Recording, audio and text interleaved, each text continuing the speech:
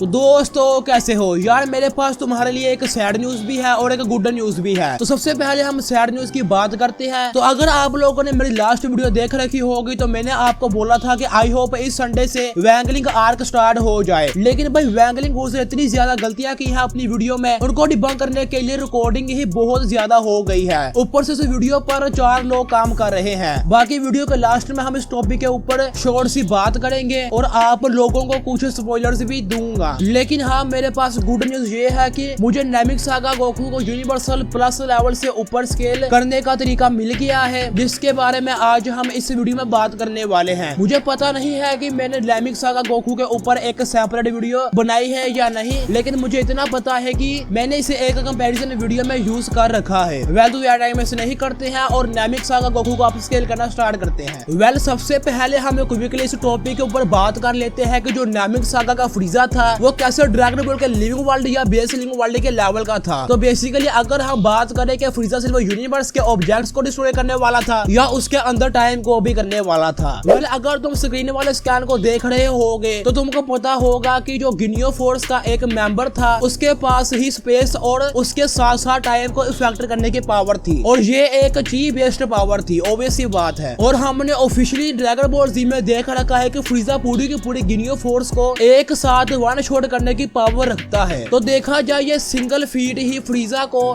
नामिक saga वाले फ्रीजा को universal plus level पर स्केल करेगा, राइट। लेकिन फ्रीजा इससे भी कई गुना ऊपर स्केल होता है। लेकिन और ज्यादा स्केल करने से पहले मैं ये मिसकंसेप्शन को अभी सोल्व कर देता हूँ कि फ्रीजा यूनिवर्स को डिस्ट्रॉय नहीं कर सकता था, लेकिन भाई जो प्लॉट था उसका मेन मोटिव ही यूनिवर्स को सेव करना था, राइट। तो अगर यूनिवर्स ही डिस्ट्रॉय हो जाता तो प्लॉट का क्या बनता। इसीलिए तुम फ्रीजा के इस फीड को प्लॉट बाउंडेड भी बोल सकते हो, लेकिन स्टिल फ्रीजा के पास मल्टीपल ऐसे स्टेटमेंट्स हैं कि वो यूनिवर्स को डिस्ट्रॉय कर सकता है, जो फ्रीजा के यूनिवर्सल फीड को बहुत ही ज्यादा कंसिस्टेंट बना देता है। लाइक सबसे पहली बात, फ्रीजा ने ही ये खुद क्लेम किया था कि वो अपनी सेकंड फॉर्म में पूरे यूनिवर्स यानी बेस लिविंग वर्ल्ड के लेवल का था। और भाई फ्रीजा ने अपनी मल्टीपल फॉर्म्स क्रिएट कर रखी है, तो उसके पास अपनी पावर की नॉलेज तो होगी। लाइक अगर मेरे पास इतनी पावर है कि मैं अपनी किक से एक वॉल को डिस्ट्रॉय कर सकता हूँ, तो इसके बारे में चाहे बाकी लोगों को ना पता हो, लेकिन मुझे ऑब्वियस सी बात है पता होगा। तो यहाँ पर भी यही सीन अप्लाई होगा। लेकिन उसके बाद किंग काई की तरफ से एक स्टेटमेंट आती है कि फ्रीजा के पास अब इतनी पावर है कि वो यूनिवर्स को डिस्ट्रॉय कर सकता है, राइट। और अगर तुम लोगों ने ड्रैगन बॉल जी देख रखा होगा तो तुम लोगों को पता होगा कि अगर तुम उस वक्त सैयद सागा के हिसाब से आफ्टर लाइफ को हायर रिल्म भी बोलते हो, तो किंग काई ऐसे हायर रिल्म से पूरे लिंब वर्ल्ड को परसीव करता है। उन्हें पता होता है कि लिंब वर्ल्ड के किस हिस्से में क्या हो रहा है, तो उनके पास लिंब वर्ल्ड की इतनी नॉलेज है तो इनकी स्टेटमेंट्स रॉन्ग नहीं हो सकती। उसके बाद तुम ये बंच ऑफ स्कैन्स देख सकते हो, तो यहाँ पर तुम्हें पता चलेगा कि फ्रीजा को डिफीट करने के लिए गोकू ने पूरे यूनिवर्स से पावर लेकर एक स्पिरिट बॉम्ब क्रिएट किया था। और आई होप आपने सैयद सागा में देख लिया होगा कि स्पिरिट बॉम्ब किसी स्पेसिफिक पर्सन को ही इफेक्ट करता है, ना कि उसके आसपास वाले और लोगों को या एनवायरनमेंट को। इसीलिए ये बात मत बोलना कि इस स्पिरिट बॉम्ब से तो प्लेनेट भी डिस्ट्रॉय नहीं हुआ। और हाँ, फ्रीजा ने नामिक सागा में इस स्पिरिट बॉम्ब को सर्वाइव कर लिया था, जो अगेन फ्रीजा को एक यूनिवर्सल थ्रेट शो करता है। फिर मांगा में भी गोकू यही बोलता है कि अगर उसने फ्रीजा को ना रोका तो पूरा यूनिवर्स ही डिस्ट्रॉय हो जाएगा। उसके बाद फिर फ्रीजा को यूनिवर्स का एम्परर बोला गया है। उसके बाद लिटरली दोबारा गेम में भी यही क्लेम किया गया है कि फ्रीजा को डिफीट करने के लिए गोकू ने यूनिवर्सल लेवल स्पिरिट बॉम्ब का यूज किया। And lastly again dragon ball super के मांगा में भी यही बताया गया है कि फ्रीजा यूनिवर्सल लेवल का था। मतलब तुम खुद देख लो ये फीड कितना ज्यादा कंसिस्टेंट है, लाइक इसे ड्रैगन बॉल सुपर में भी भुलाया नहीं गया। वेल अब ये तो कंफर्म हो गया है कि जो फ्रीजा था नामिक सागा से वो ड्रैगन बॉल कॉस्मोस के यूनिवर्स यानी बेस लिविंग वर्ल्ड के लेवल का था। तो अब ये जानने के लिए कि ये फीड किस लेवल का था, पावर स्केलिंग में हमें ड्रैगन बॉल के बेस लिविंग वर्ल्ड को स्केल करना पड़ेगा। तो अगर तुम लोग ये स्क्रीन पर स्कैन देख रहे होगे तो इन सब स्कैन से ड्रैगन बॉल का base living world infinite prove होता है। तो ये फ्रीजा का फीड यूनिवर्सल प्लस लेवल इन्हीं स्कैन्स के साथ ही हो जाएगा। लेकिन ये एक लो बॉल था, मैं आपको इसका मिड बॉल दिखाता हूँ। तो अगर आपको फ्रीजा के थर्ड फॉर्म के बारे में पता होगा तो इस फॉर्म के बारे में भी स्टेटमेंट्स है कि फ्रीजा की इस फॉर्म की पावर अदर डायमेंशन के लेवल की है। अब मैं ये नहीं बोलूंगा कि वो डायमेंशन 5D होगी, अगर तुम उसको 4D स्पेस टाइम वाली भी मानो, क्योंकि फ्रीजा अपनी सेकंड फॉर्म में ही 4D स्पेस टाइम लेवल का था। तो हाँ, जब वो ट्रांसफॉर्म होगा उसकी पावर इंक्रीज होगी ना कि डिक्रीज, राइट। तो एक बेस लिविंग वर्ल्ड वर्ल्ड है 4D स्पेस टाइम और अदर डायमेंशन है 4D स्पेस टाइम। मिलकर फ्रीजा को 2 4D स्पेस टाइम लेवल पर स्केल करेंगे, जो कि लो मल्टीवर्सल फीड है। लेकिन ये स्टिल अच्छा सा मिड बॉल नहीं है, इसीलिए ये जो स्टेटमेंट तुम देख रहे हो इसे डायमेंशन से ट्रांसलेट किया गया है। वहाँ पर बताया गया है कि ड्रैगन बॉल के लिंक वर्ल्ड में इनफिनाइट स्पेसेस और टाइम है। ध्यान से देखो, यहाँ पर स्पेस और टाइम दोनों मेंशन है। तो एट ए mid ball dynamic saga फ्रीजा scale होता है मल्टीवर्सल प्लस लेवल पर, और गोकू ने सुपर सेट फॉर्म में फ्रीजा को डिस्ट्रॉय किया यानी डिफीट किया, तो वो भी मल्टीवर्सल प्लस लेवल पर स्केल होगा। और ड्रैगन बॉल में डायनामिक सागा में ही हमें पता चल गया था कि जितनी आपकी पावर उतनी आपकी स्पीड, मतलब ड्रैगन बॉल में पावर इक्वल स्पीड। तो इनफिनाइट स्पेसेस और टाइम को डिस्ट्रॉय करने वाली अगर आपकी पावर होगी तो आपके पास इनफिनाइट स्पीड भी आ जाएगी, राइट। तो overall dynamic saga Goku multiversal plus level पर स्केल होता है विद इनफिनाइट स्पीड। वेल, अब हम वैगलिंग गूड्स वाले वीडियो के कुछ स्पॉयलर्स के ऊपर बात करते हैं। तो इस वीडियो में मैं यानी एनिमे गेमर्स पवित्रा, डार्क नाइट और एक्सर्ट काम कर रहे हैं, और इसकी रिकॉर्डिंग का काम भी कल ही शुरू हो गया था। वेल, अब मैं जो बात आपको बताने जा रहा हूँ उसको सुनकर आपको जरूर चक्कर आएंगे। तो लिटरली वैगलिंग गूड्स ने जो हमारे ऊपर वीडियो बनाई थी उसके अंदर इन्होंने लिटरली 44 फैलिसीज हिट की है। भाई तुम यकीन नहीं करोगे। तो अगर डार्क नाइट जो के इनकी फैलिसीज वाला पार्ट कवर करेगा,